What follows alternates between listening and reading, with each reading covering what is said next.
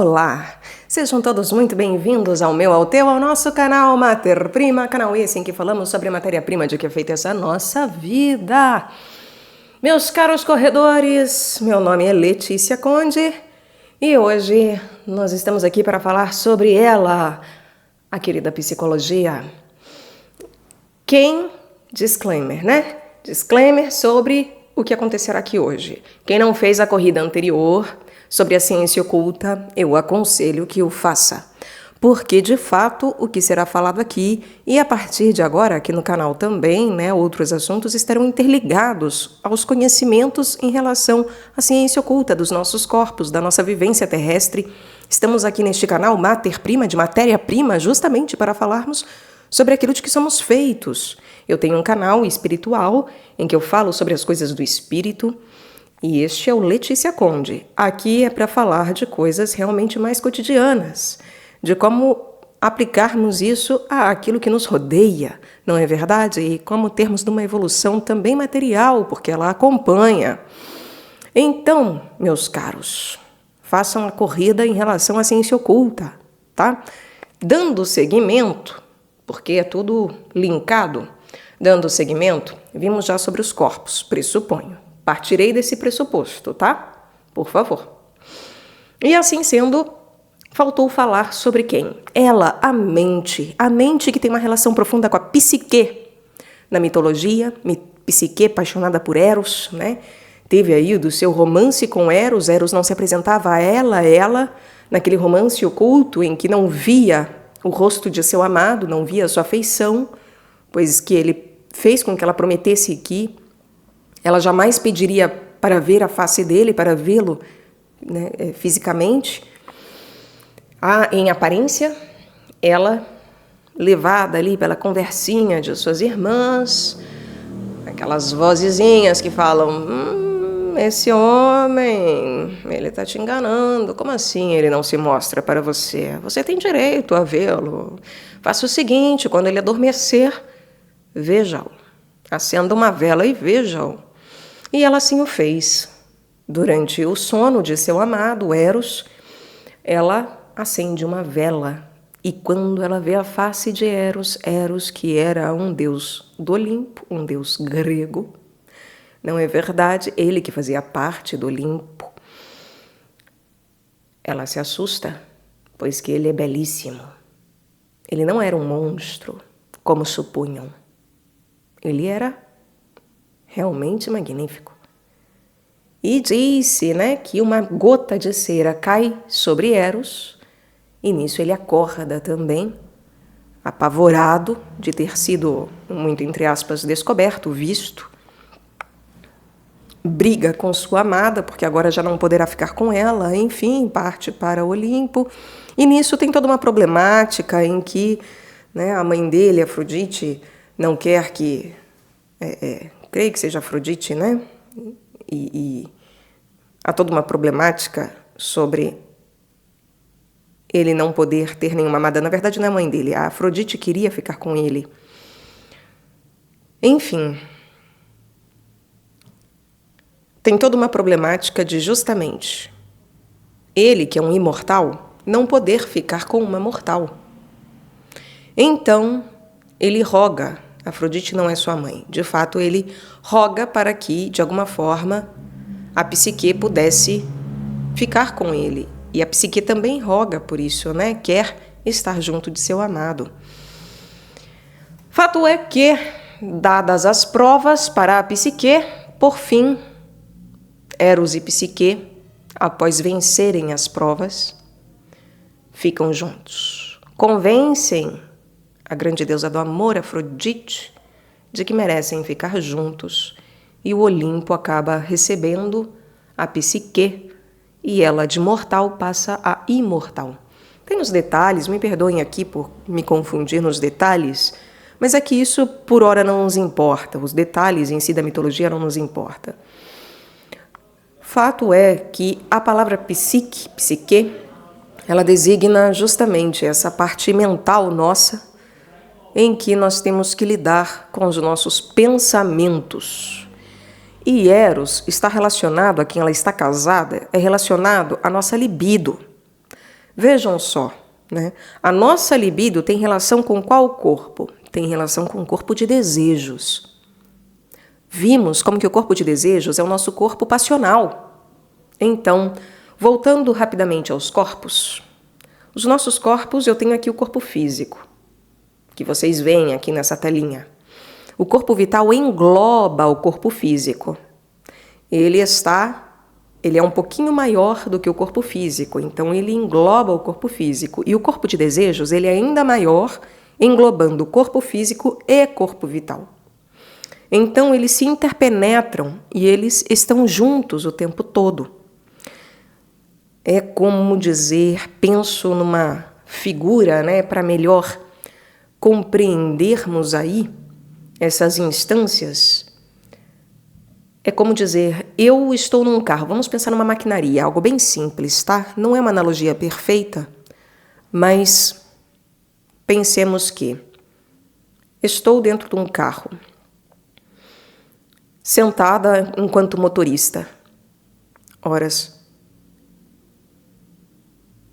Eu estar ali, presente naquele carro, é simplesmente uma presença física.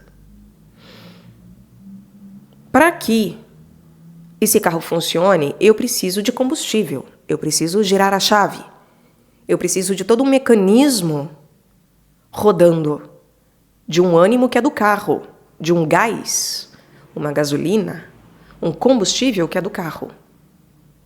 E aí este combustível, ele se relaciona ao corpo vital. A chave, a engrenagem para que ele ligue, tem relação com o corpo vital. Mas o motor em si, as rodas, o volante, o para onde vai e a capacidade de ir em si, a engenhoca que de fato roda para que vá para algum lugar, isso é o corpo de desejos. Seria como uma analogia, por assim dizer, tá? Para termos aqui figurativamente e tornar mais fácil a compreensão desses corpos. Horas, o meu fluido vital, então, tem relação com a minha vitalidade. O meu combustível é o meu ânimo de vida, é o meu corpo vital. E o meu ir, de fato, o meu me mover, tem relação com o corpo de desejos, como vimos. É a capacidade de querer ir para um lugar e, de fato, me deslocar até aquele lugar. Então, é claro que no carro, o carro não tem querer, né? Por isso que não é uma analogia perfeita, porque o carro não tem querer. Mas não adianta, por assim dizer, eu querer voar com o carro que ele não vai voar, né? O meu querer, ele está atrelado à minha maquinaria em si, àquilo que eu conheço, àquilo que me é possível. Mas eu sei que eu posso querer bater num poste, mas isso é de fato desejável? É algo bom? Ou é algo que me causará prejuízo? Ora, sabemos que um atropelo desse, né, uma batida dessa, me causará prejuízo, e prejuízo também ao carro. O que nós não vemos em relação aos nossos corpos é que muitas vezes aquilo que nós queremos causa prejuízo aos nossos corpos.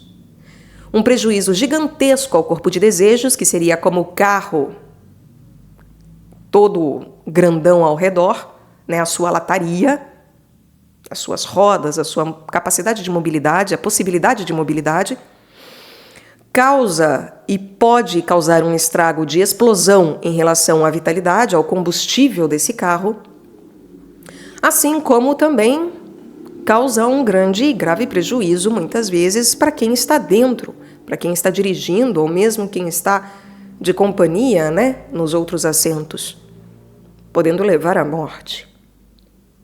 Que seria o caso da morte realmente do corpo físico. Certo? Então,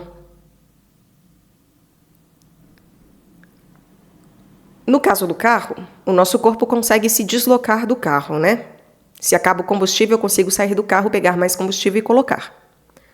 Mas no caso dos nossos corpos, não é possível essa dissociação. Se me acaba o sangue, se me acaba o meu combustível, se eu perco toda a minha vitalidade, me masturbando, transando, se eu gasto toda a minha vitalidade em coisas que não prestam, jogos, vícios.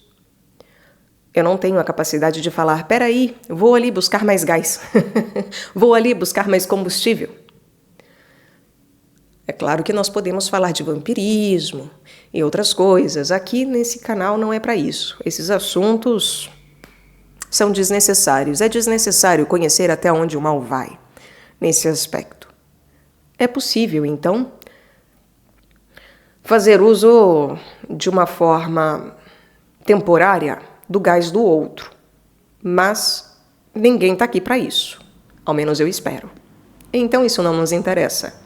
No nosso caso, que não faremos uso do combustível alheio, o nosso se acaba, o nosso sangue, se ele se acaba, nós não seremos vampirinhos, não é mesmo? Nós aceitaremos a morte e esperaremos a consequência disso, não é mesmo? Então, meus caros, os nossos corpos, o tempo todo, eles estão imbricados e eles se interpenetram. Assim como o mundo também, esses mundos, né? O mundo físico, a parte química, a parte etérica e o mundo dos desejos, o mundo do pensamento, eles se interpenetram também, formando uma só coisa. Eles se englobam um ao outro. Quando nós chegamos na mente, que vamos de corpo físico, corpo etéreo ou vital, o corpo de desejos, aí chegamos na mente. A mente, ela é uma ponte para o espiritual, para o mundo espiritual. Isso quer dizer que a nossa mente tem uma forte relação com a libido. Porque a libido, ela é justamente casada com a nossa mente, que é a nossa psique, para que a psique, uma hora, possa tornar-se imortal, para que ela busque a imortalidade, para que ela passe pelos desafios e a nossa libido, o nosso eros, também passe pelos desafios, porque sempre há dois, né? Um normalmente realiza em si as tarefas, mas é ambos que estão em jogo o tempo todo, né? Os dois são chamados a uma vivência extraordinária, fora do comum, para que, vivenciando essas etapas conjuntamente, possam adquirir um caráter imortal, certo? O que acontece? A nossa libido, ela tem uma relação muito forte com o nosso corpo de desejos. E assim sendo, o nosso corpo de desejos, ele demanda o tempo todo uma adequação. Só que ele está decaído. Nós estamos completamente corrompidos. É como dizer, é isso, nós estamos com carros, com uma maquinaria brincando de bate-bate, de eu faço o que eu quero, do jeito que eu gosto, pelo meu gozo e prazer pessoal de ser, de viver, de experimentar, de me aventurar, num bate-bate frenético em que não saímos de um joguinho infantil, para dizer o mínimo, e usar de eufemismos. Batemos em postes, batemos nos outros e, enfim, vamos desgastando esse carrinho e, no fim, não fazemos a verdadeira viagem. Não paramos de andar em círculo. A nossa mente está extremamente colada no corpo de desejos, porque é justamente o corpo de desejos que possibilita esse fluxo libidinal. Ainda que seja o corpo vital, que justamente vitaliza e dá ânimo para as coisas, Eros em si diretamente se relaciona com o passional. É a maneira como eu utilizo justamente a minha vitalidade de forma passional. Então, Eros tem relação com a minha vitalidade, a minha libido tem relação com a minha vitalidade, assim como o sêmen, o óvulo, o gozo humano tem relação com vitalidade. Mas, quando eu sei trabalhá-la, eu vejo que ela não é só isso. Ela não para aí. Ela pode ser usada para reprodução. Mas, se ela tem uma ascensão, falamos de Kundalini, tem a ascensão, tem os chakras, podemos falar de chakras, etc., o ascendimento, né, e desbloqueio dos chakras, mas não vamos ficar com orientalismos. Também já falei sobre isso aqui e ainda farei uma corrida só para explicar, né, por que não orientalismos, e sim coisas ocidentais. Ainda explicarei melhor sobre isso. Neste momento eu peço apenas para que, caso você não concorde, releve, tá? porque ainda será explicado. De toda maneira, essa libido, ela precisa subir, assim como Cristo sobe o Calvário. Assim como ele sobe a montanha o tempo todo e vai até o Calvário, faz todo o percurso, todo o caminho. Ele caminha o tempo inteiro. E essa caminhada de Cristo é uma caminhada pelas 33 medulas nossas também, em que eu saio de uma base sacral libidinal baixa, relacionada a uma vitalidade apenas de propagação de vida, e me movo a uma libido, em direção a um uso desse fluido que me anima para coisas elevadas, para coisas que de fato vão mostrar que essa libido, ela é de um passional que não fica só embaixo. Essa paixão precisa chegar no Gólgota, porque a verdadeira paixão, que é a paixão de Cristo, não ocorre no sacro. Ela é sagrada, mas ela não ocorre no sacro. Não ocorre na genitália. Ela ocorre na cabeça, porque Gólgota significa caveira. Caveira de cabeça, enquanto uma caveira. Não é o corpo inteiro da caveira, é a cabeça. Subir até a cabeça e ir levando esse passional, que não é o mero desejo pelo desejo, mas é o desejo junto da vitalidade. E por isso que eu preciso ter uma vida casta, porque isso não é uma questão dogmática, não é uma questão, ai que chato, então eu não posso mais transar, eu não posso mais fazer, eu não posso mais me tocar. Não deve. Não quer dizer que não vamos cair, que a tentação não ocorrerá, a aprovação não virá, não quer dizer que Deus vai ter hora que Ele não vai nos dar a mão e nos segurar. Tem horas que não vamos aguentar e vamos cair. Não é sobre isso, não é sobre perfeição, mas, mais uma vez, é sobre uma busca de uma vivência verdadeira da castidade, de tal forma que, quando eu paro de viver a minha genitália e para a minha genitália, essa libido, ela deve subir. Eu devo aprender a fazer algo com isso, porque também não é só ser frígido, não é só ser impotente, tanto que na igreja é proibido você se castrar. Aqueles que são castradores, que rapam fora mesmo, capa fora, esses são expulsos, chegam a ser excomungados da igreja, tá? Então, para se adquirir a castidade, você não pode arrancar fora a sua genitália. Isso é um procedimento falso. Vem? Isso gera excomunhão. A verdadeira castidade é, de fato, uma luta para que eu use dessa energia que eu tenho, desse combustível que eu tenho, desse sangue que eu tenho, porque a nossa genitália, para ela funcionar, precisa de quê? De sangue. O sangue vai para lá. Por isso que o pênis fica ereto, por isso que a vagina incha, né? A vulva, tudo, o clitóris fica tudo inchado. Por quê? Porque vai sangue. São áreas extremamente cheias de vasos sanguíneos. Vários nervos, é de uma sensibilidade enorme. Mas quando eu aprendo a usar desse sangue, fazendo com que ele cada vez mais suba, horas, então, aí sim a minha psique e o meu eros estão fazendo a jornada para a imortalidade. Só que antes deles irem, então, a própria psique não conhece eros. Ela se relaciona com ele de modo assombroso, assombrado. Melhor dizendo, assombrado, a ponto de outros dizerem para ela, olha, escuta, suas irmãs falarem, né?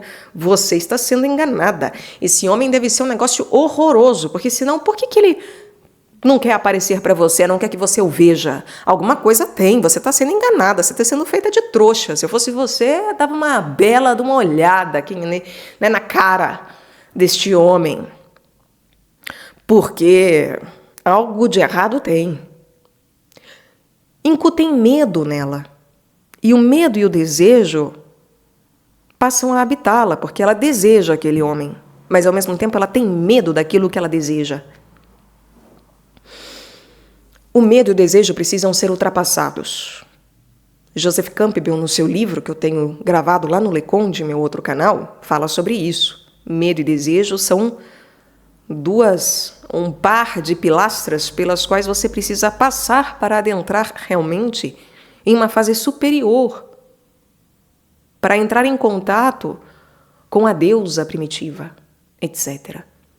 Você precisa enfrentar antes essa batalha. Sendo que a psique, a nossa mente hoje, ela é decaída porque não é por si mesma. É justamente pelos seus desejos e medos, porque o corpo passional, ele está grudado com a mente.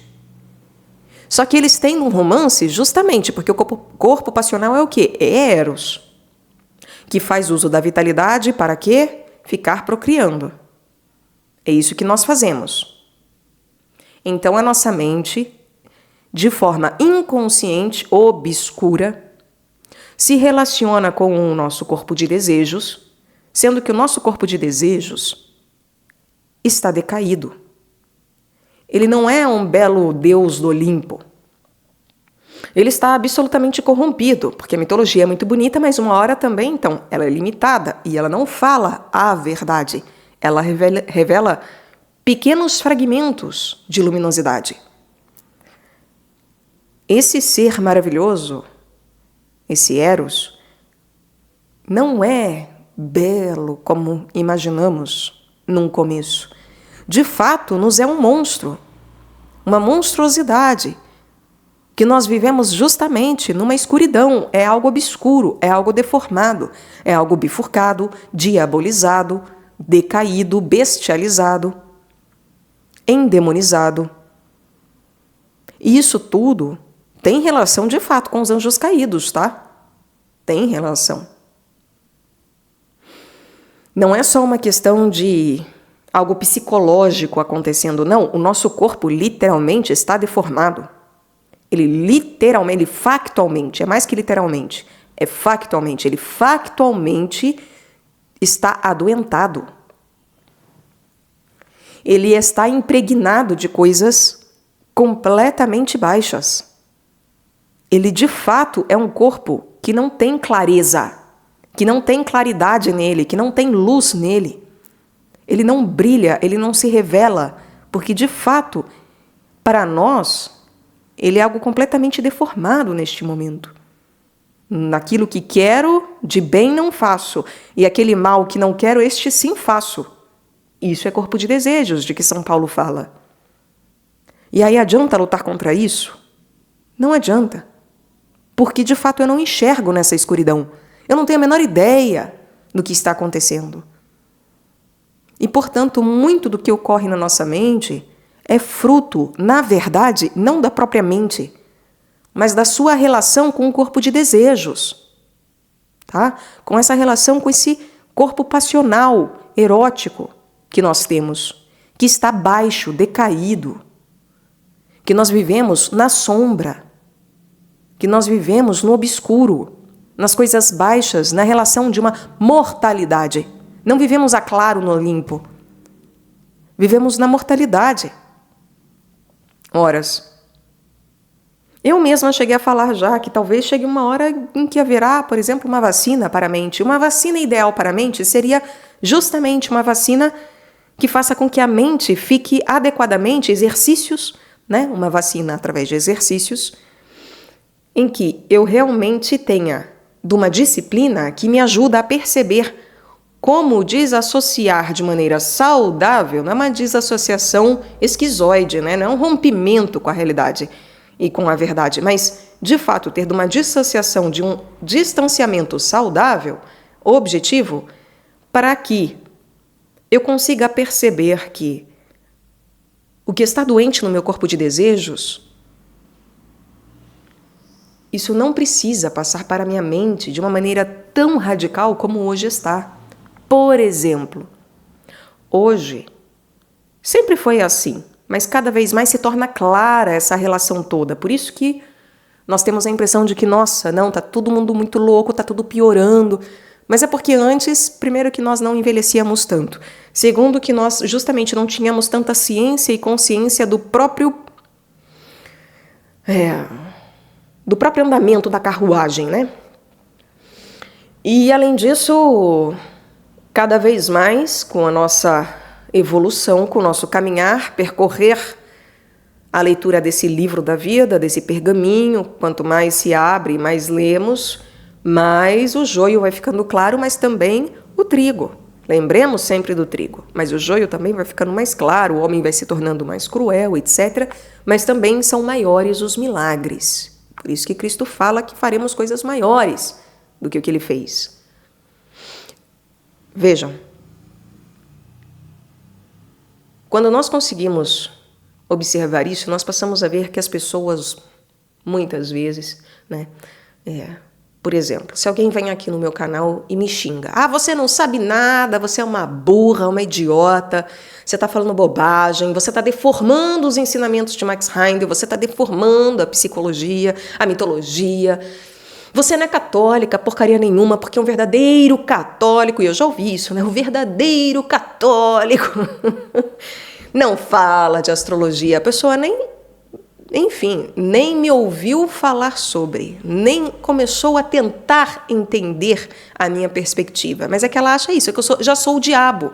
Não, se ela ouvir a minha perspectiva, é o diabo falando, não é a Letícia, não é a possibilidade de realmente Deus me usar como instrumento, de ser algo realmente divino. Não, já é o diabo. Porque esse assunto pertence ao diabo, ponto final, está encerrado. Não tem conversa. Isso não é a mente da pessoa apenas. É o corpo passional, muitas vezes por medo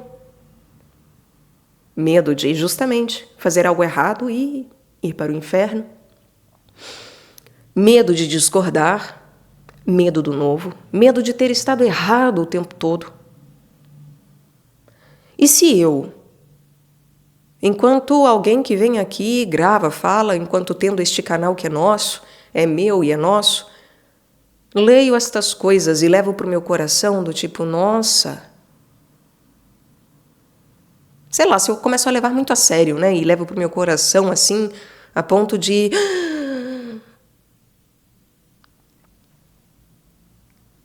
isso pode me adoentar.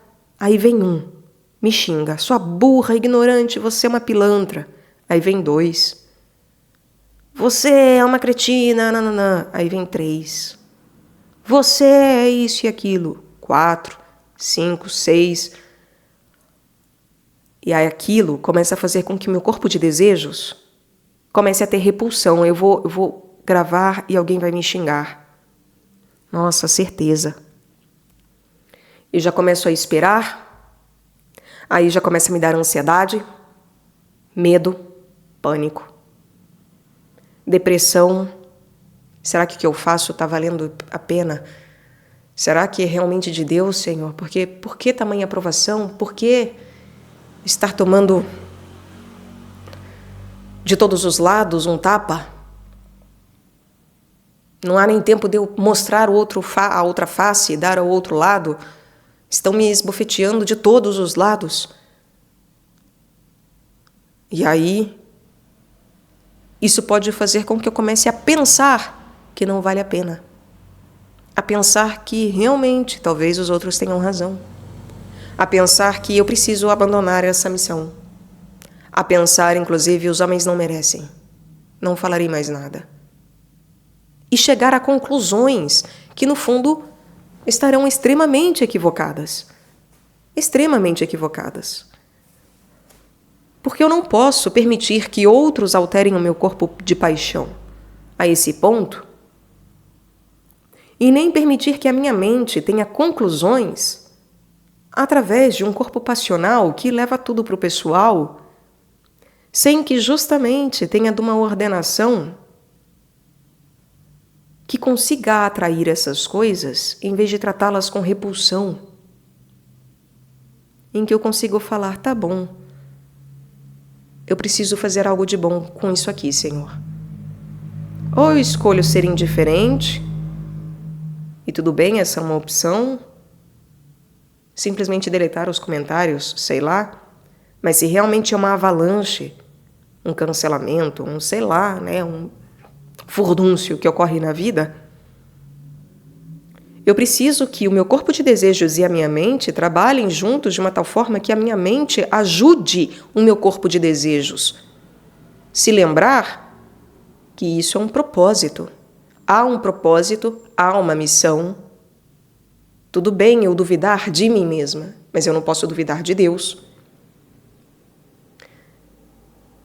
Tudo bem eu revisar o que eu falo, ver se realmente, será que estou falando alguma absurdidade? Será que realmente estou deformando algo e revisar as coisas? Como eu faço antes de trazer aqui, eu sempre reviso o que será publicado. Mas eu preciso ter esse cuidado de a minha mente e meu corpo de desejos não arrastarem um ao outro a lama. E via de regra, é o corpo de desejos que arrasta a nossa mente. Não sou eu que penso, nossa, quero ficar mal. E aí meu corpo de desejos me coloca triste. Nossa, quero ficar alegre. Isso não existe. Isso parece quase que uma máquina, como um comando, né? Justamente. Quero tal coisa. E aí aquilo de repente se manifesta no meu corpo de desejos. O meu corpo de desejos manifesta aquilo. Há que se tomar muito cuidado. Agora, eu também não posso partir de um pressuposto em que o meu corpo de desejos sente qualquer coisa e arrasta o meu julgamento e os meus pensamentos junto com ele para um obscuro em que o medo e o desejo se tornam meus inimigos e fazem com que eu passe a acreditar que tem um monstro aqui. Ele não está nem debaixo da cama, ele está na cama comigo. Ele está o tempo todo comigo. Eu não consigo me separar dele. E isso me apavora. E muitas vezes nem vemos, não enxergamos que somos nós que estamos casados com isso, porque achamos, inclusive, que é o outro que me ataca, é o outro que está me causando algo. Mas cada vez que o meu corpo de desejos, cada vez que meu corpo de paixão, meu corpo passional, ele responde ao mundo de uma maneira a me deprimir, ou me colocar ansiosa, ou em pânico, ou iludida em relação a algo, ou carente. Tudo que tem relação com repulsão, no fim das contas, porque nós não sabemos o que é atração e repulsão, ainda falaremos mais sobre isso também. Mas toda vez que o meu corpo de desejos faz isso, ele faz isso com tudo. É a velha história a pessoa ganha um presente. E aí é aquilo que ela queria, sei lá, eu queria o que todo mundo quer, um iPhone, vamos colocar aí. Eu, por exemplo, não tenho a menor intenção de querer um iPhone, mas todo mundo hoje em dia quer um iPhone, né? 99%. Aí, digamos, eu quero um iPhone dourado, mas tem que ser o dourado. Aí alguém, um ouvinte, eu falo, né? Gente, eu tenho um sonho de ter um iPhone dourado, para ser uma câmera melhor, para, sei lá, fazer as coisas, para eu atender o telefone, para eu sair por aí e falar, olha o meu iPhone. Aí tem um ouvinte maravilhoso que, de repente, fala assim, nossa, vou realizar o sonho dela, já que é um sonho tão fácil. É caro, mas é um sonho fácil de se realizar. Então, toma um iPhone, só que daí não tem o dourado. Ele manda um prata ou um rosa, fala, ela é tão feminina, vou mandar um rosa. Aí chega, eu falo, gente, ganhei um iPhone, eu não acredito, meu Deus. A hora que eu abro a caixa, não é o que eu queria. Eu queria um iPhone dourado. Me mandaram um rosa.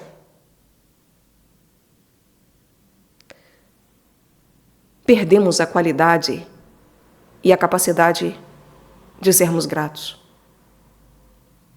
Do nosso corpo de desejos responder positivamente às coisas. Ele vive através de adrenalina e dopamina, através de ansiedade e depressão.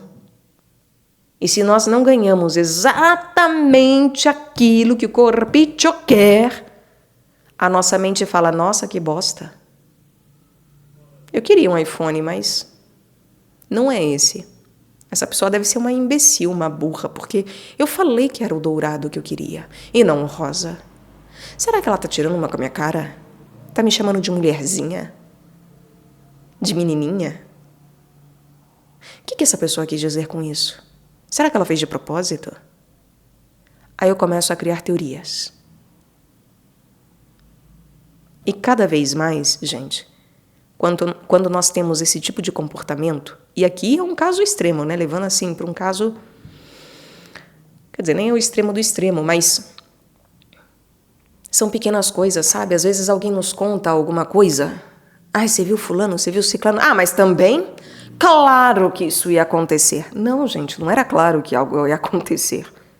Você tem premonição? Você tem profecia? Você tem revelação? Então é claro o que ia acontecer. Ah, mas passou a vida fazendo isso. Claro que não é claro. Não é claro. Pedro passou a vida pescando. Era claro que ele ia se tornar o cabeça dos apóstolos? Para mim não era claro, não. Olha o ser humano decaiu. Era claro que Deus ia encarnar no meio dos homens? Não era claro, não. Tanto que veio e muitos não viram. Não acreditaram e ainda não acreditam. Porque não é algo óbvio, não é algo claro. Ah, mas só podia. Ah, mas então. Ia acontecer em algum momento. Estava na profecia. Nem estando na profecia o povo não enxerga, galera. Vocês acham que nós, no nosso dia a dia, com coisas simples, também não somos assim? Somos, sim. Porque o que acontece no macro também acontece no micro. E nós gostamos de ter razão. Porque a mente, ela começa a trabalhar para falar o quê? Ela fala assim para o corpo de desejos. Tá vendo? Eu te avisei. Eu tinha razão. Porque o corpo de desejos gosta disso. Nós gostamos de nos sentirmos donos da razão. Você vai para o trabalho pensando, é uma merda esse trabalho, eu odeio esse trabalho, alguma coisa ruim vai acontecer hoje. Com toda certeza, porque todo dia acontece alguma bosta. E sai xingando, e passa o dia xingando, até que vem alguém e pisa no teu pé, ou sei lá, te trata mal, uma caixa, alguma coisa cai na tua cabeça, enquanto você arruma o estoque, sei lá, um documento some, você fala, tá vendo? Tá vendo? Falei que acontecia alguma coisa hoje. Falei. Eu tava sentindo. Sou intuitiva. Aí começam esses papos de, né? Não, eu sou intuitiva, eu sou sensitiva, eu sei das coisas. Dá pra saber por A mais B. Quando a vida não é um joguinho de matemática. Eu sei que os matemáticos adoram achar que sim, a vida não é um jogo de matemática, ainda que seja, sim, na sua rasidão, um jogo de probabilidades. Tudo bem? Um esquema de probabilidades. Mas não é tão claro quanto nós julgamos quando nós colocamos a mente e o espírito no meio do joguinho. E, portanto, essa desventura e desgraça que acontece conosco, né, entre o corpo de desejos e a mente, é um jogo em que um e outro se reforçam naquilo que tem de ruim.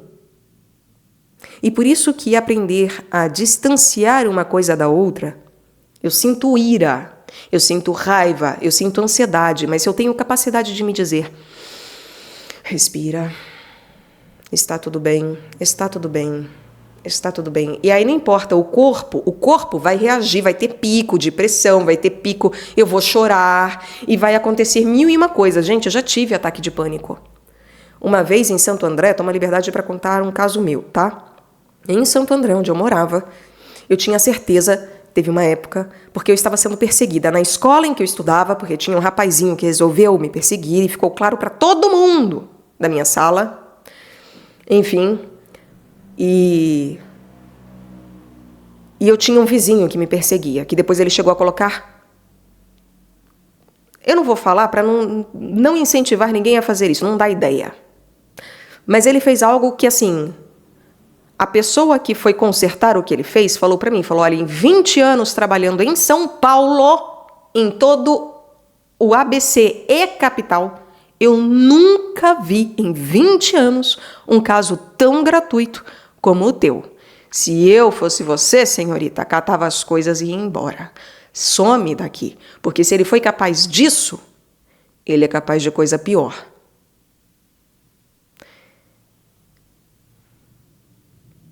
E isso é muito sério, gente. Não tem por que eu mentir, né? Então eu estava sofrendo perseguição de todos os lados, na escola e em casa.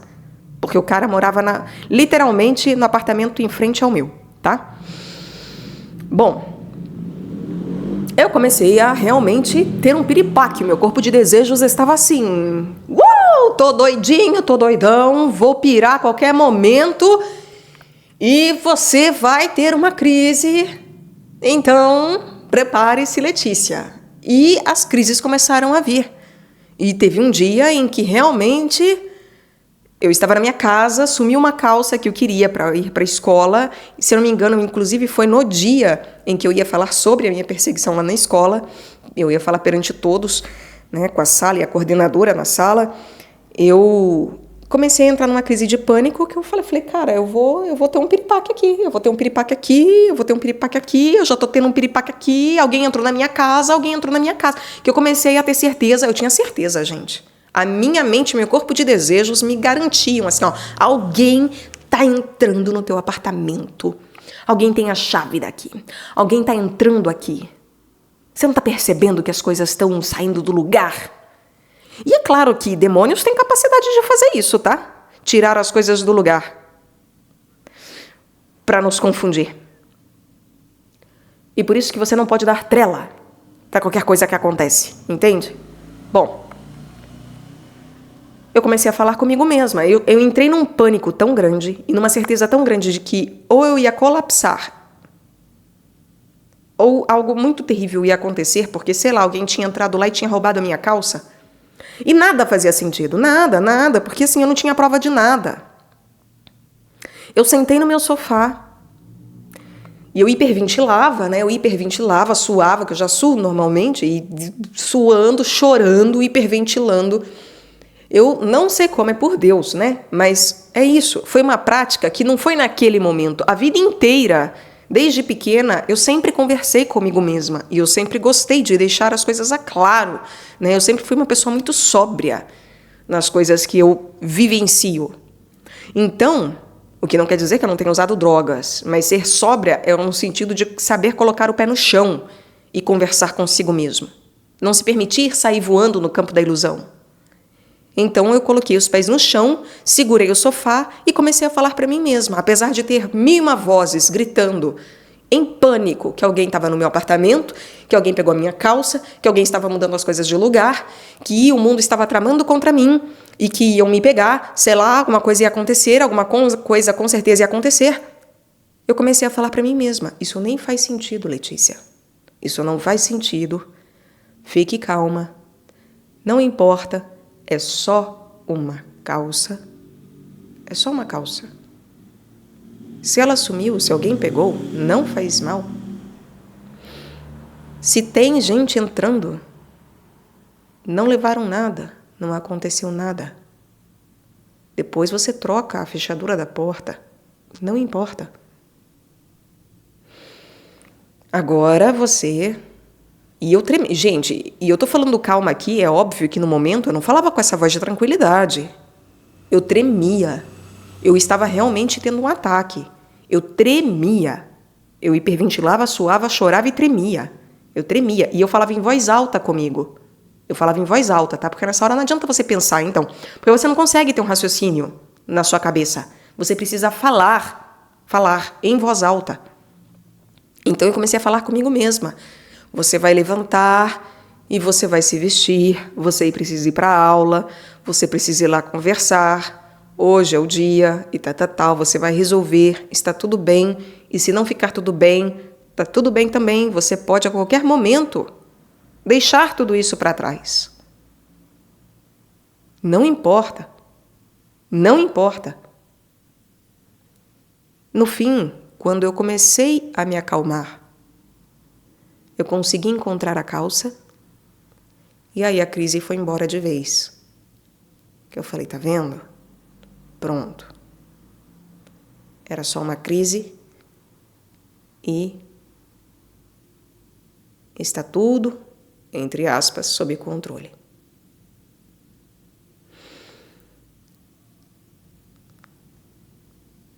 Por que o Max Heindel fala que nós não conseguimos lutar contra o corpo de desejos? Porque, de fato, eu não consegui parar a minha crise. Você não evita que o seu corpo continue gritando que você está em pânico, que você está morrendo, que tem algo acontecendo, que você está sendo perseguida. Ele não sai do modo fuga. Você não consegue sair do modo de fuga. Mas quando você aprende a desenvolver uma devoção, como Max Heindel coloca, você aprende a justamente estabilizar o seu sangue, a sua vitalidade. Você aprende que tem coisas boas, que tem o bem e tem aquilo que é bom. E você crê no bem e no bom. Indo para a psicologia, por que daí um Viktor Frankl, em todo esse caso, vai funcionar? Porque o Viktor Frankl é da logoterapia. E a psicologia dele, resumindo muito, assim, os logoterápicos que me perdoem, mas realmente colocando em palavras extremamente sintéticas, o Viktor Frankl trabalha justamente com o corpo de desejos. Ele trabalha com o sentido da vida e, portanto, com o corpo de desejos. Por que ele funciona? Por que uma terapia, uma logoterapia funciona? Se não dá para lutar com o corpo de desejos. Porque o corpo de desejos não é só repulsão. Tudo isso que a gente sente numa crise é pura repulsão.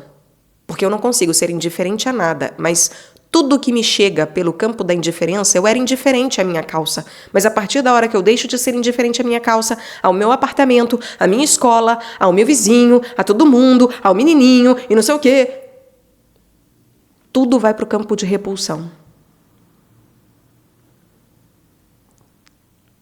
Tudo gera um caos e desorganização. Tudo vai fazer com que o meu corpo entre em repulsão, não só em relação a essas coisas, mas em relação à própria vida, à minha vida. Por que então o Viktor Frankl funciona? Porque existe o campo de atração.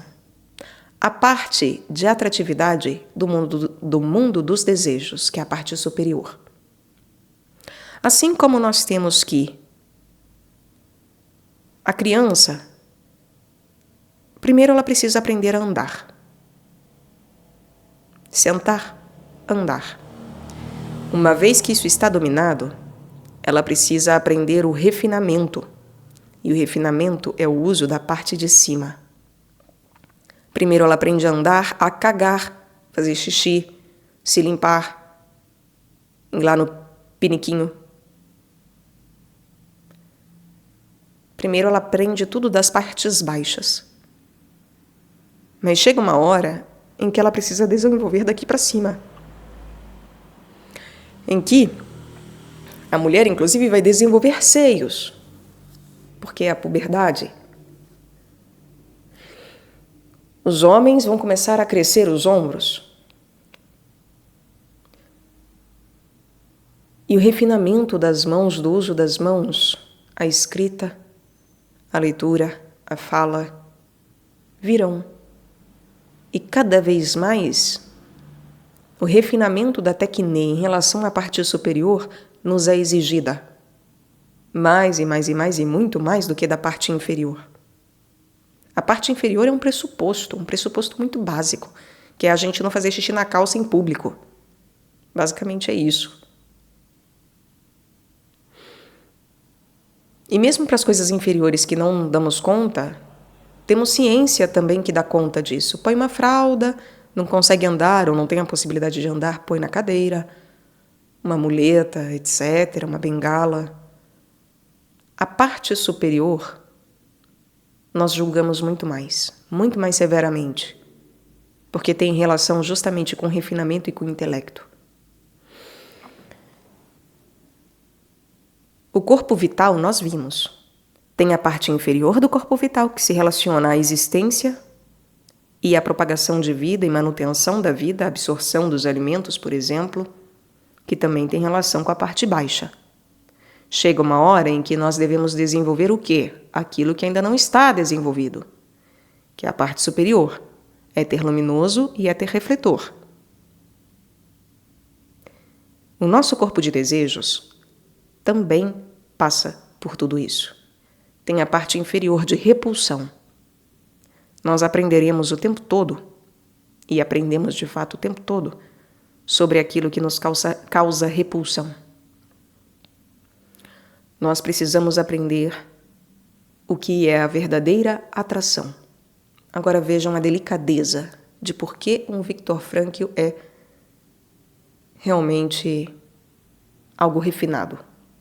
Ele vai trabalhar essa parte superior do corpo de desejos. Só que vejam só, o corpo de desejos, ele é responsável basicamente por emoção e sentimento. Emoção é o que me move. Sentimentos são os sentidos. Os meus sentidos, tato, paladar, olfato, audição, visão, eles servem para que eu tenha a noção de para onde ir. Então não basta ir, não basta eu me mover. Eu preciso me mover em vista de, eu quero sentir isso. Então eu me movo até isso para que eu possa tocar, fazer um carinho, cheirar, degustar. Os meus sentidos fazem com que eu me adeque e me adapte à vida de uma maneira muito mais profunda e muito mais refinada, tá? O que não quer dizer que alguém que não tenha um sentido não tenha capacidade disso. Obviamente que já falamos sobre isso. Não se trata de defeito, não se trata sobre, eu não escuto. Será que, então, eu sou alguém que não sabe ter um determinado sentido na vida? Não é sobre isso, tá? É apenas uma imagem figurativa e são analogias para compreendermos melhor. Obviamente que uma pessoa sem a audição ou sem a visão pode se encaminhar e caminhar muito melhor pela vida do que muitos outros que têm todos os sentidos e não sabem valorizar isso. Então não é sobre ter, é sobre vivenciar aquilo de maneira verdadeira de fato. Em relação aos sentidos dos sentimentos, os sentimentos também vêm de sentidos, é uma palavra que vem de sentido. Porque o sentimento é justamente o sentido do nosso corpo superior. Eu sinto o sentimento com o meu corpo de desejos. E esses sentimentos são as áreas sensíveis do meu corpo de desejos. É como dizer, é o meu tato, o meu paladar, o meu olfato, a minha visão, minha audição do meu corpo de desejos. Por isso existe diferença entre emoção, que é aquilo que me move, e sentimento. O que o Viktor Frankl vai falar? A nossa vida tem que ter sentido. Tem que ter sentimento verdadeiro. E você precisa encontrar isso. Um sentimento que é básico e que a ciência tem provado cada vez mais, que é básico até para se curar melhor, para viver melhor, para tudo. Isso te ajuda a ser alguém melhor e ter uma vida melhor, experiências melhores, etc. Até cura melhor, é a gratidão. Mas não é ser gratiluz, né? Gratidão por tudo, a tudo dai graças. Sim, a tudo dei graças e dai graças. Mas agradecer a Deus por tudo, né? Mas ainda assim não é de uma forma piegas, como quem agradece da boca para fora. É você realmente entender que você cheirar uma flor não é você passar no jardim e falar: nossa, que cheiro bom, obrigada, flores. Não, você sentir realmente o aroma de uma flor é você realmente, sabe? Você inclusive fecha os olhos para que o seu nariz te arrebate, para que aquele cheiro, aquele aroma tome conta de você plenamente e nem a visão não te tire daquilo. A gratidão, ela precisa ser profunda, eu preciso verdadeiramente inspirá-la, verdadeiramente usá-la como um tato, um sentido que faz com que eu caminhe na vida. No caso do iPhone relatado, se a pessoa sabe ser grata, isso não quer dizer que ela não vá sentir uma ponta de frustração porque, poxa, ela queria o dourado e deram o rosa ou o prata, preto, branco, amarelo, qualquer outra cor que não o prata. Não quer dizer que a frustração não virá em algum momento, mas quer dizer que ela não imperará. Então a pessoa saberá ser grata porque, ainda assim, poxa, é um presente. Não é nem, é um iPhone. Não, é um presente. Pensaram em mim, lembraram de mim, compraram para mim, enviaram para mim. Quem sou eu para receber algo? Com 8 bilhões de pessoas no planeta, é um carinho, é uma honraria. É uma honraria. Poxa, obrigada. Entendem? Quando você tem gratidão, ainda que a frustração busque uma brecha como entrada, poxa, não foi como eu queria, como eu desejava. Desejo. Corpo de desejo baixo. Não foi como eu egoístamente desejava. Mas aconteceu. Então eu sou grato. E quanto mais nós refinamos isso, mais vamos aprendendo que, quando nós deixamos as coisas nas mãos de Deus, eu aprendo a ser verdadeiramente grato e dar graças por absolutamente tudo. Inclusive, se o meu iPhone quebra, é roubado, é estilhaçado, bugado, etc., tudo eu aprendo a dar graças. Não quer dizer que eu não vá buscar a justiça também, que eu não vá buscar comprar um novo, consertar, ou o que seja. Quer dizer apenas que eu aprendo a dar graças porque eu passo a entender que eu não tenho noção do que eu quero. Porque realmente, muitas vezes o que eu quero vai me levar para um campo de repulsão, inclusive em relação a Deus. Porque não quer dizer, e aí nós temos que entrar na seara do que é atração e repulsão, né? E eu farei uma corrida só para isso. Mas não quer dizer que eu receber um iPhone e gostar do raio do iPhone, ou sei lá, ganhar um bolo e eu gostar do raio do bolo, não quer dizer que isso não me crie repulsão em algum outro sentido. Porque isso pode fazer com que, então, eu me esqueça de agradecer a Deus e eu comece a achar que fui eu que consegui esse bolo. O que mais eu não consigo, então? Poxa, eu consegui fazer alguém me dar um iPhone, me dar um bolo, me dar uma salada. Será que eu consigo fazer alguém me dar uma casa? Será? E aí passamos a achar que eu sou a fonte. E os outros têm o dever de corroborar com aquilo que eu quero. Porque senão eu, inclusive, vou repudiar, repulsar quem não faz o que eu quero. Se você não fizer o que eu quero, você não participa do meu clubinho. Tchau, amiguinho, tchau, amiguinho. E passamos a fazer uma segregação de pessoas que é de acordo com a minha conveniência e não com a conveniência de fato do meu espírito e de Deus, sobretudo. Eu deixo de viver aquilo que espiritualmente eu deveria, de acordo com Deus de fato. E isso é repulsão o tempo todo, porque em algum momento eu vou continuar não me sentindo feliz e aquilo nunca será o suficiente. Em algum momento eu vou odiar aquele iPhone, porque agora eu quero o 15, 20, 10 mil, 100 mil, sei lá que porcaria de número esse telefoninho aí tem. Mas eu vou querer o próximo, e o próximo, e o próximo, porque nunca vai estar bom. Porque é repulsão. Porque é um desejo raso. É igual, eu tô com tesão, aí eu vou e transo. No dia seguinte eu não quero ver a cara da pessoa. E as pessoas acham que tá tudo bem. Não, tá tudo bem, só uma noite, tá tudo bem. Não está tudo bem. Não está tudo bem. Nem um pouco. Porque isso é repulsão, é você viver através de repulsão. Aí você nunca mais quer ver a pessoa, você nunca mais quer nenhum contato com a pessoa. Meu pai do céu, você encontra até no mercadinho, você fica morrendo de vergonha. Fala, meu pai, se foi ruim, então, nossa senhora!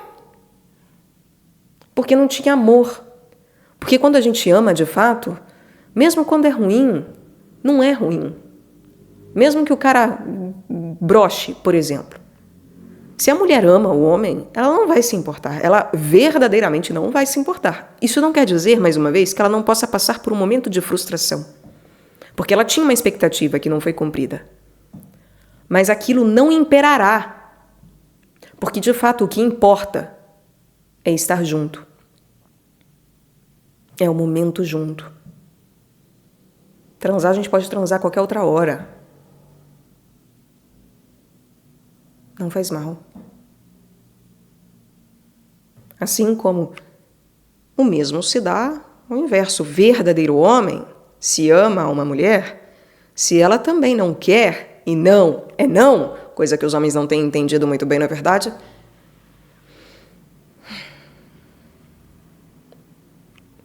Ele não vai se importar, ele não vai passar a repulsar aquela mulher.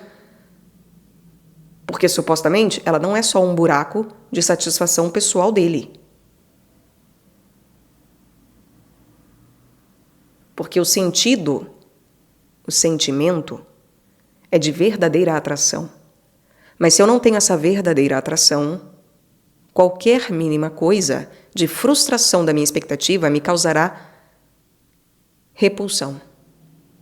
E mesmo que não haja frustração da expectativa, como eu falei, uma vez realizada a libido, tô com tesão, vou transo, foi lindo, maravilhoso, beleza. Mas uma vez realizado, eu nunca mais quero te ver nem pintado de ouro. Não me ligue, não me chame, não toque minha campainha, não fale, não te conheço, não me cumprimente. Não nos conhecemos. Foi só um alívio. Só nos usamos. E ponto. E as pessoas acham que está tudo bem. Porque são duas pessoas adultas decididas a fazer algo bem imbecil. Vamos falar sério, né? Algo bem, assim, enfim, né? É bem animalesco. É bem animalesco, né? Para dizer o mínimo. Bem chucro. É um negócio bem chucro. Bem estranho. Bem estranho.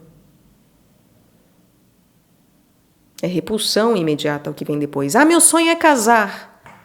Meu sonho é casar.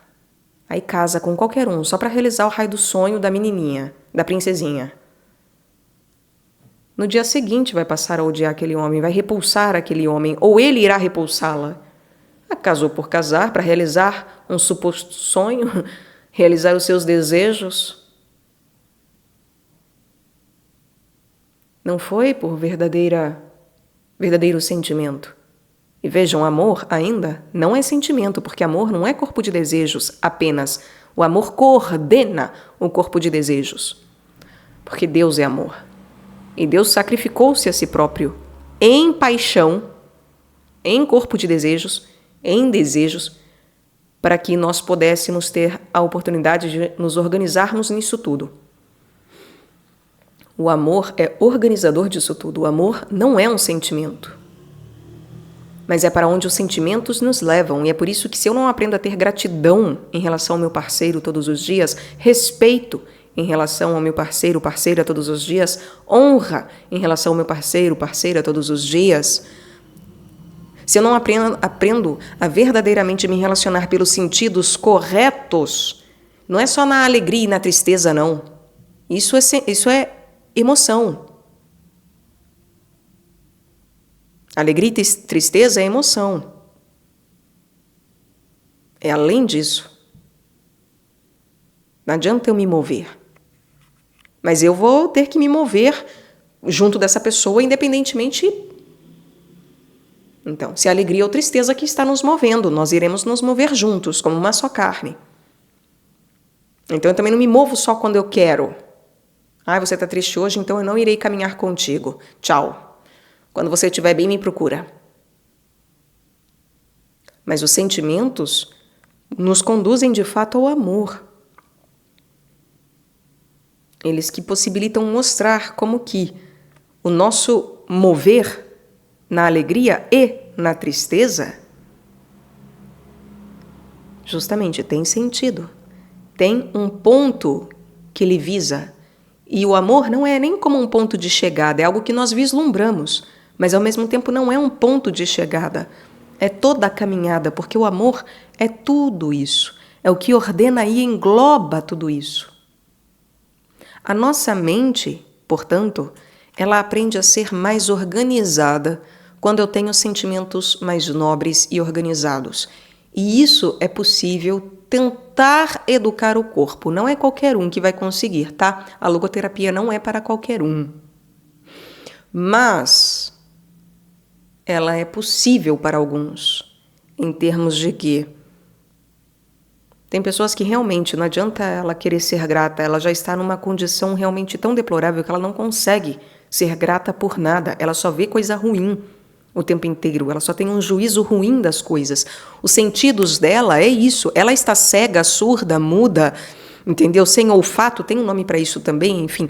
E só sente amargor na sua boca e já não sente nada no seu tato, está calejado o seu tato, que não é no sentido elogioso, é no sentido de que realmente ela está completamente privada da possibilidade de sentir algo elevado.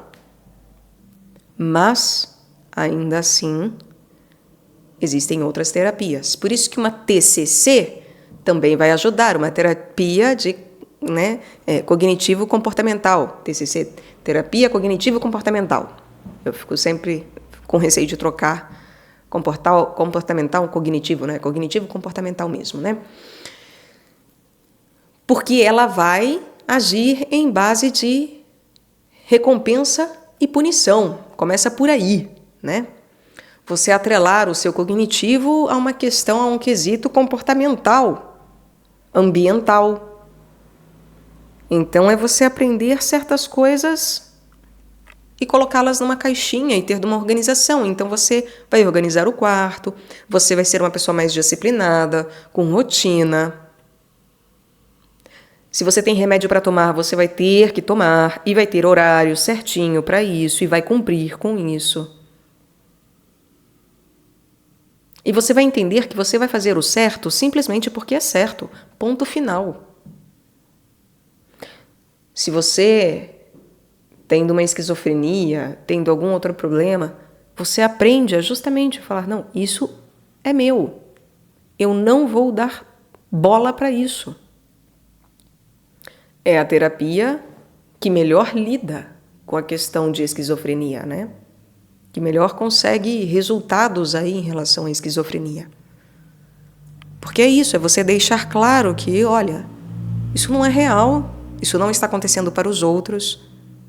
E que chega-se num ponto, eu já vi pessoas realmente esquizofrênicas relatarem que aquilo nunca vai embora. Um remédio ajuda a controlar, a diminuir a intensidade das vozes, das aparições, etc., das visões, mas que chega-se num momento em que a pessoa consegue, tá ali o palhaço, mas eu consigo estar aqui fazendo o que eu preciso fazer e trabalhando. A pessoa se torna funcional. Obviamente, eu não digo que sejam todos os casos, mas falamos sobre, cientificamente, uma boa parte conseguir ser tratada juntamente com uma TCC. Não é só a TCC, mas juntamente, em que você consegue um cognitivo que te fala justamente está tudo bem. E você ter de frases afirmativas que não é para você sentir algo, mas para você justamente não se permitir sentir aquilo que te domina muitas vezes e não se permitir pensar algo que se intensifica e te domina muitas vezes, que vem do corpo de desejos e que arrasta a nossa mente. Então, quando você organiza o seu comportamento, você possibilita uma melhor compreensão de como dizer sim e dizer não e ter de recompensa e punição em relação ao seu corpo de desejos e todo o resto. Agora, o Max Heindel deixa claro: a verdadeira mudança vem pelo corpo vital. O corpo vital não tem terapia psicológica que dê conta.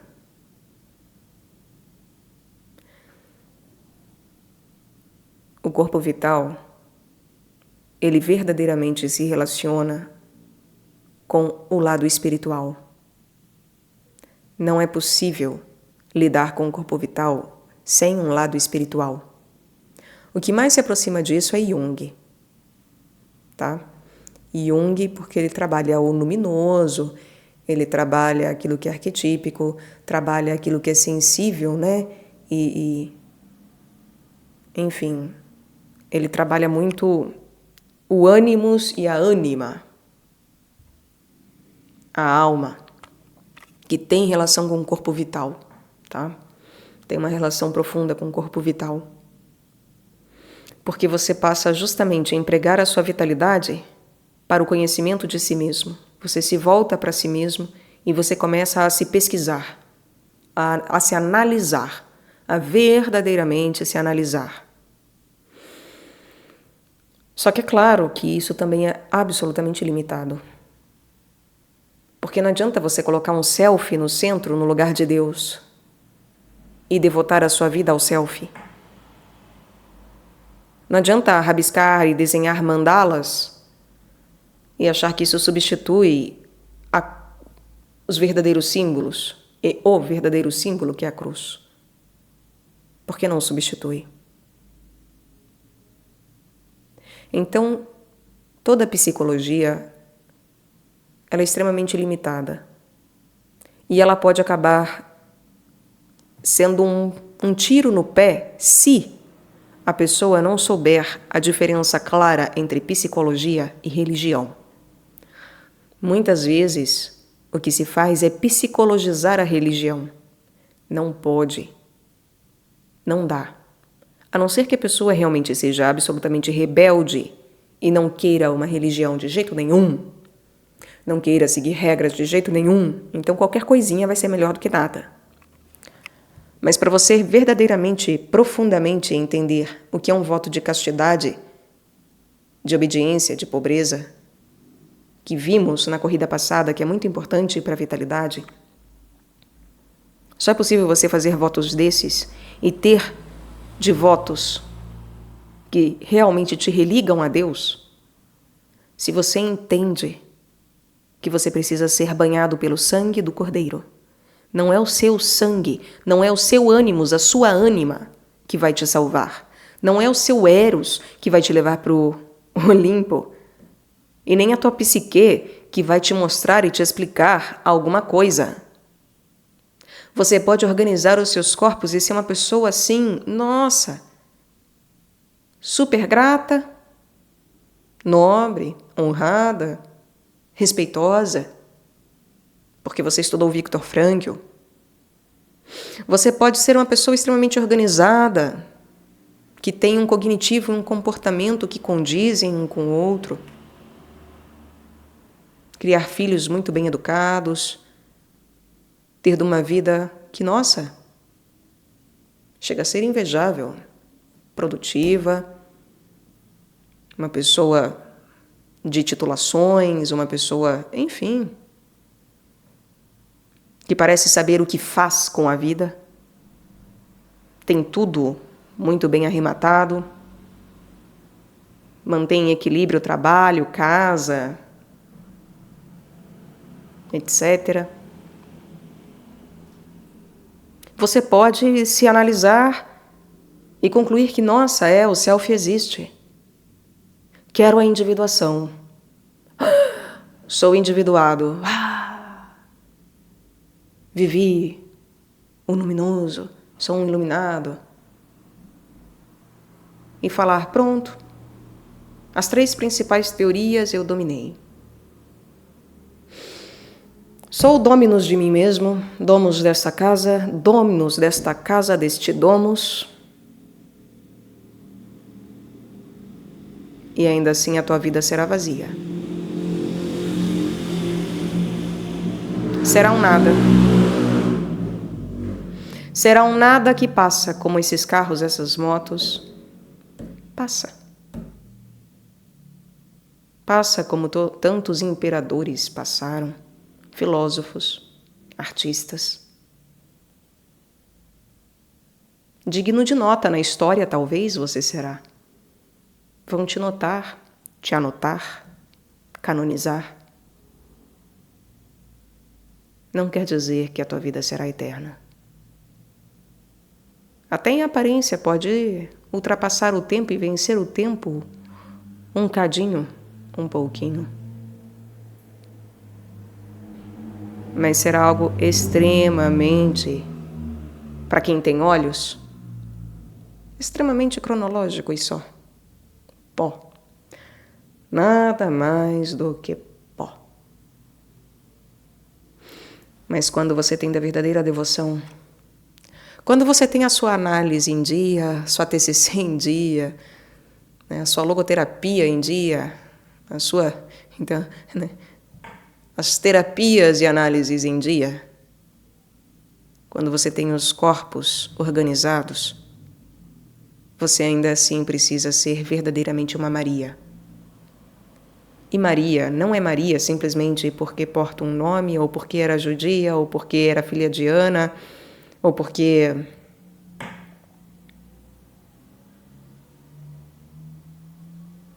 ela é Maria porque ela era e é, e continuará sendo absolutamente e completamente submissa a Deus. Absolutamente e completamente entregue a Deus. Absolutamente e completamente de Deus. Porque tudo o que ela fez, de teoria em teoria, análise em análise, era por Deus, com Deus e em Deus. E por isso que a psicologia ajuda, mas não resolve o que verdadeiramente nos falta. E por isso que no final das contas Max Heindel tem razão, ainda que ele não tenha tido a capacidade, não sei porquê, de chegar até o fim com a sua conclusão, de que é preciso ter de uma devoção, e de uma devoção católica. Maria separa o joio do trigo porque Maria é aquela que nenhuma outra religião usurpa dos católicos. Me perdoem, Maria é aquela que nenhuma outra religião usurpa dos católicos. Acho que eu falei certo, né? Ninguém levou Maria junto consigo ao criar outras religiões. É impressionante. E não adianta falar de deusas primitivas, blá blá blá. Só Maria é Maria. E só ela verdadeiramente fez aquilo que nenhuma deusa seria capaz, que é de fato entregar-se completamente a Deus. Ela não pleiteou bater de frente ou estar lado a lado. Nunca foi isso que ela visou. Ela sempre, simplesmente, se entregou e fez o que tinha que ser feito. Tudo para que Cristo se fizesse presente, assim como Ele é transubstanciado na missa, se fizesse carne perante todos nós, quando veio, e veio realmente.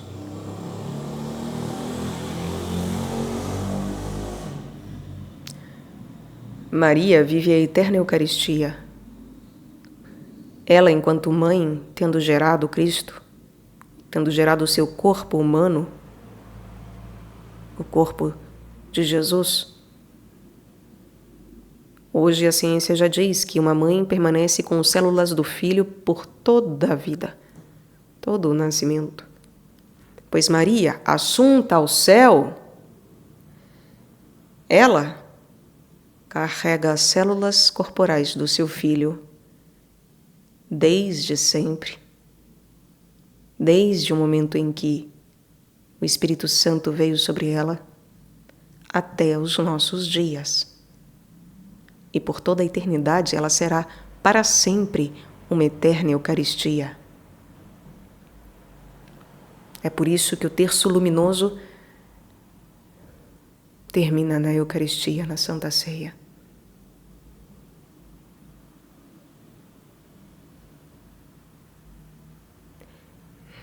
Ainda falarei sobre isso no outro canal. Que minha mãe me perdoe o atraso.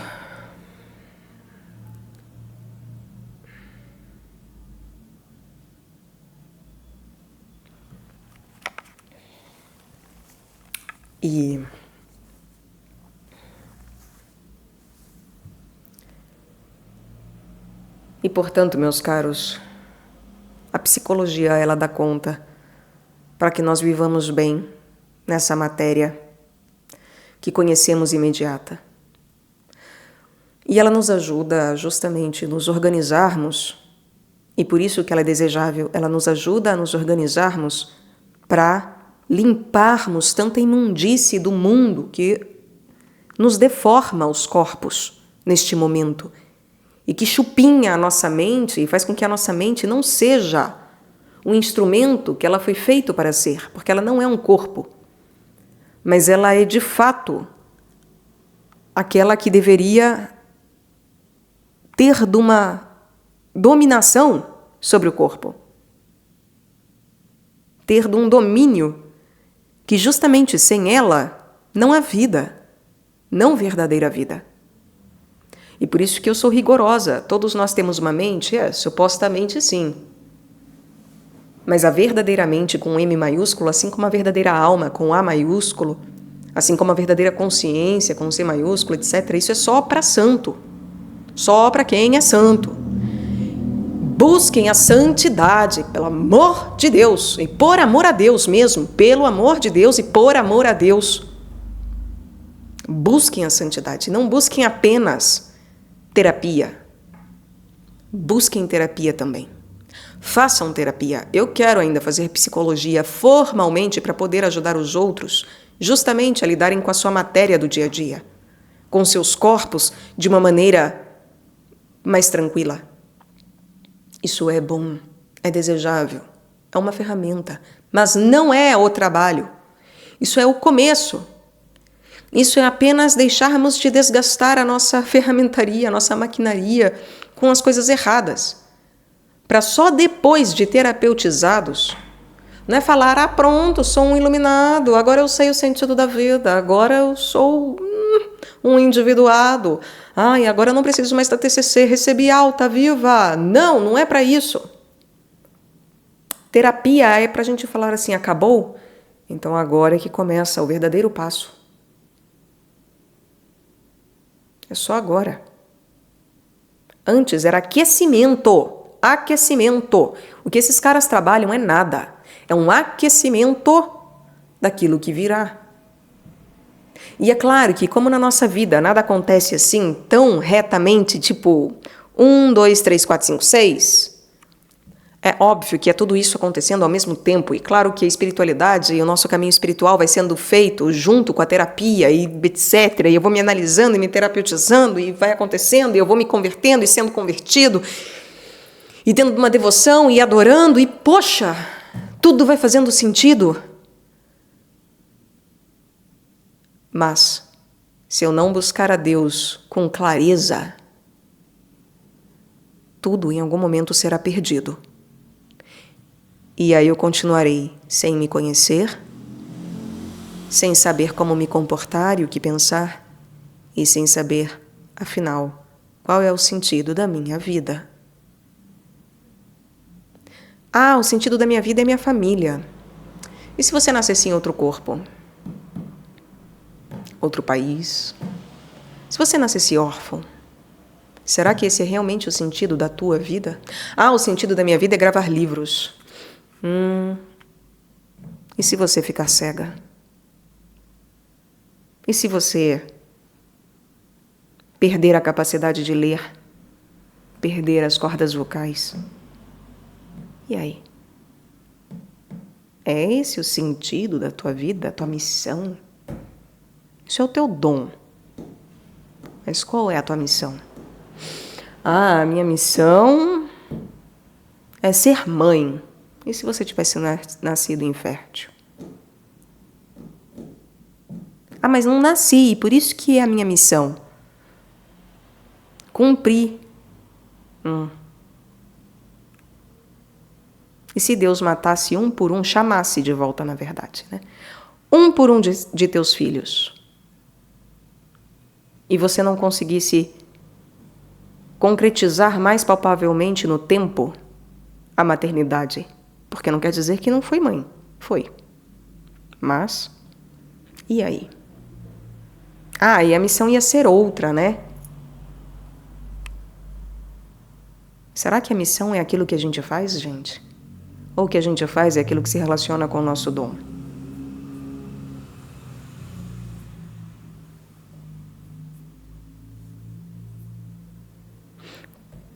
Quando Cristo fala com os apóstolos, ele fala para ir pregar e curar os enfermos. Pregar o evangelho e curar os enfermos. Mas não era só sobre isso. Porque quem faz isso, o faz por quê? Por que faz isso, gente? É essa a missão? Pregar o evangelho e curar, sair curando, curando, curando? Isso basta? É essa a missão?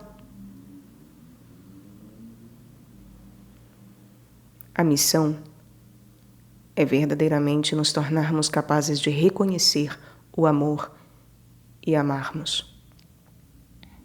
Porque se eu sou mãe ou deixo de sê-lo, é para que eu aprenda a amar. Porque só pelo amor eu sou capaz de pregar o evangelho com palavras verdadeiras que vêm do meu coração e não da boca para fora. Porque só o amor, tendo uma doação calorosa e vital que cura em milagre maior do que Jesus jamais fez e que ninguém jamais iria esperar. Porque é o amor que faz com que consigamos ler, ver, fazer, falar o tempo todo. É para que o amor possa se manifestar. E o amor não é algo abstrato ou algo sentimental, porque ele não é um sentido.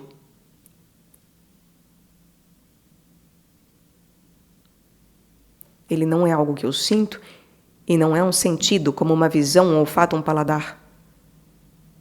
O amor é a verdadeira vida da minha visão, a verdadeira vida do meu paladar, a verdadeira vida do meu olfato, a verdadeira vida do meu tato.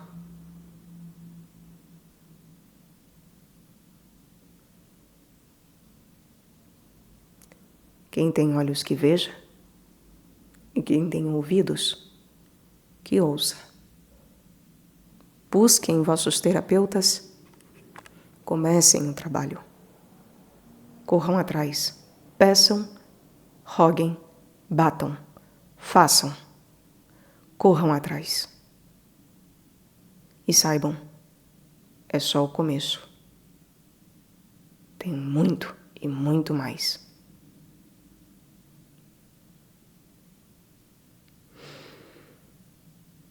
E tenham o amor como mira o tempo inteiro. Porque quem ama pode até tropeçar, mas já não errará gravemente. Não mais.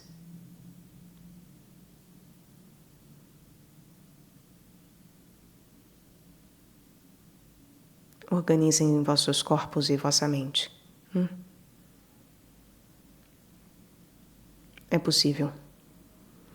E, sobretudo, quando a nossa libido justamente vem para cima, vem parar aqui em cima e passa pelo coração finalmente e chega, é aí que ela verdadeiramente se concretiza. E nessa santidade se torna possível fazer com que essa mente ela se torne algo muito mais verdadeiramente palpável do que uma mera abstração conceitual do que mente é. ela se torna realmente visível como uma auréola, como algo superior que de fato ordena todo o resto e nos coloca em contato com o divino, com o que vem de cima. É uma ponte, é uma porta. Ele é a porta. Caminhemos para cima, minhas pequenas ovelhas, meus meninos e meninas. Caminhemos, dentro e fora. Um forte abraço, meus caros.